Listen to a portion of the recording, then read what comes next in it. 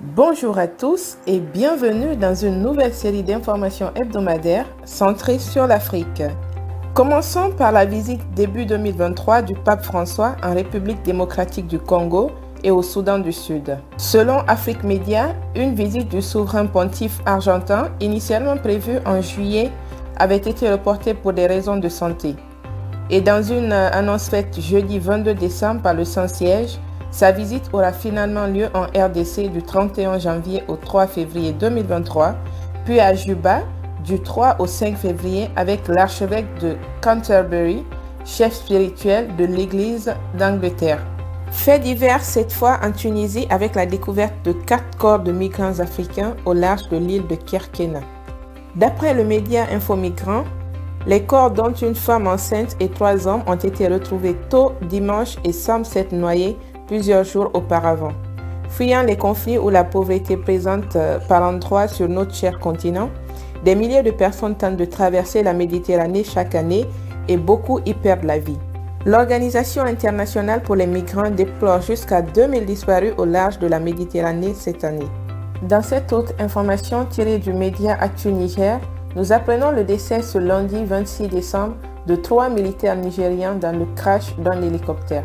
Le Mi-17, qui est l'un des types d'hélicoptères de transport de l'armée nigérienne, s'est écrasé tout en prenant feu lors de son atterrissage aux environs de 10h45 sur la piste militaire de l'aéroport international de Niamey.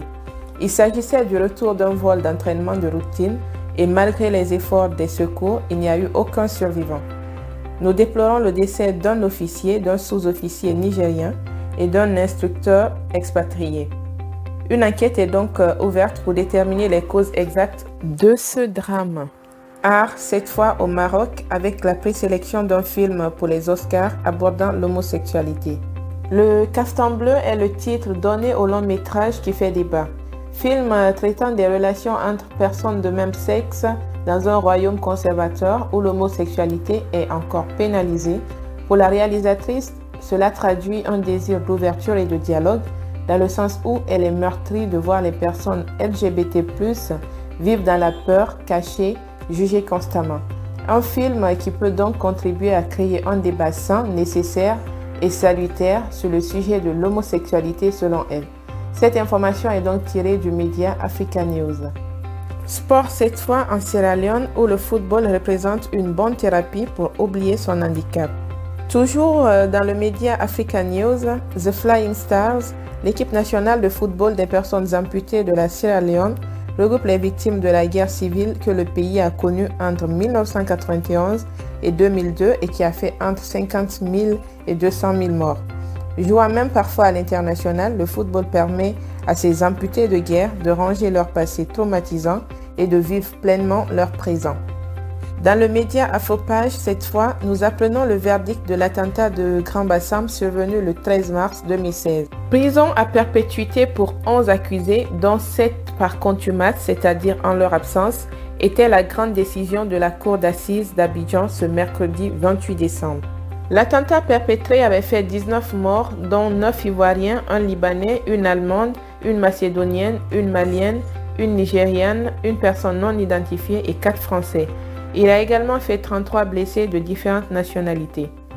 Pour le cas des 7 condamnés par contumace, certains seraient en fuite, donc lourdement recherchés, certains seraient détenus au Mali.